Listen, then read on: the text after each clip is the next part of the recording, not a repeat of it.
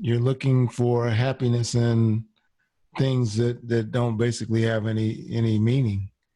I mean, they're quick fixes. They put a smile on your face temporarily, and then you move on to the next thing, and you're looking for happiness in that. And then you get tired of this, like a kid playing with a toy. They get the toy first, and they're just all gung-ho about it. A week later, they're on to the next toy. They forgot about that toy. So, if you approach relationships in life like that, you're going to get exactly what that kid's getting. Yeah, no, I 100% agree with you on that, Rochad. And, I think it's a lot to ask somebody is to ask a man or anyone, like, to say, like, you are responsible for my happiness, right? Yeah. If without you doing the things exactly the way you were doing them or the way I want you to do them, I'm not happy. How can you ever put that on somebody else? And nobody could ever live up to that expectation. I can't even imagine thinking that I am solely responsible for somebody else's health, happiness and well-being.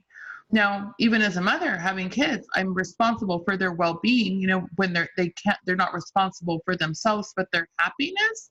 Let me throw all the toys and all the sandboxes and we'll go to the park and let me see where your joy, where your joy comes through. And then I know you really love the mud. So we're going to go to the mud as much as we can. Or you really love to ride in the wagon. So we're going to ride in the wagon every day. But it's no different when you become an adult. So know your passion, know your joy, and never, ever, ever let somebody be responsible for that happiness, because I don't think a relationship will ever work. And if it does, you'll never be happy, and neither will they, because there's too much codependency going on in that relationship.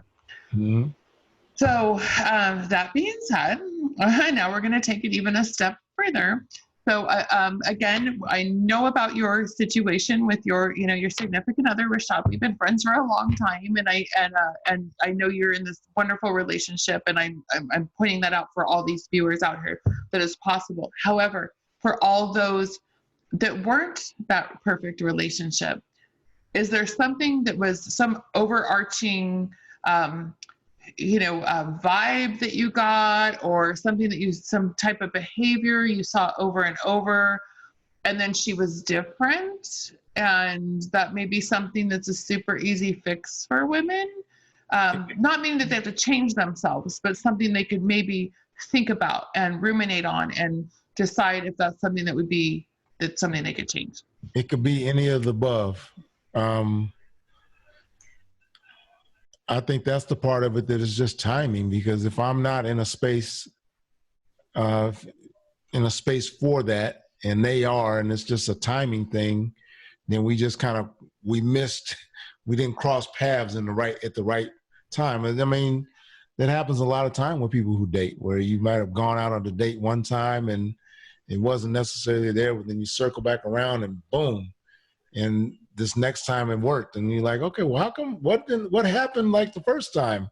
Why didn't that work? And it's a timing thing. I don't think there's any one thing that you can put on the other person, but they could have just gotten freshly out of a relationship. They weren't really ready to go there, and there's a lot of times people aren't looking.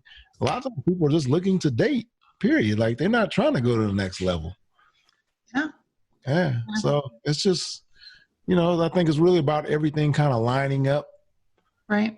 If you think about all the people that you dated in your lifetime, and you think about ones who were really potentially something else, is really a small number compared to the number of dates that you actually go on.